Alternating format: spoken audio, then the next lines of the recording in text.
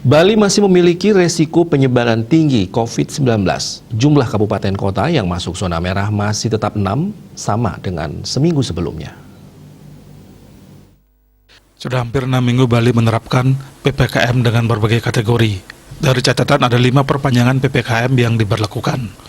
Untuk pergerakan kasusnya selama seminggu 1 hingga 8 Agustus, Bali mencatatkan penambahan 8.734 orang atau rata-rata sebanyak 1.247 orang per hari. Sedangkan korban jiwa meninggal di periode sama mencapai 257 orang atau rata-rata per hari 36,7 kematian. Untuk kesembuhan, Bali selama sepekan ini mencatat 8.079 pasien COVID-19 sembuh, jika di rata-rata terdapat 1.154 orang perharinya dicatatkan sembuh.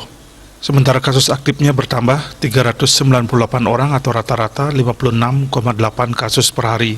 Berdasarkan data Satgas Penanganan COVID-19 Nasional yang melansir peta risiko terbaru, Rabu 11 Agustus 2021, zona merah Bali sebanyak 6 kabupaten. Evaluasi Minggu 8 Agustus ini memperlihatkan bahwa zona oranye Bali tinggal 3 kabupaten kota. Rincian zona merah adalah Jembrana, Tabanan, Buleleng, Klungkung, Denpasar, dan Badung. Untuk 3 kabupaten yang masih betah di zona oranye adalah Gianyar, Bangli, dan Karangasem. Sudah berbulan-bulan ketiganya ada di zona risiko sedang ini. Dia Dewi Bali Pos melaporkan.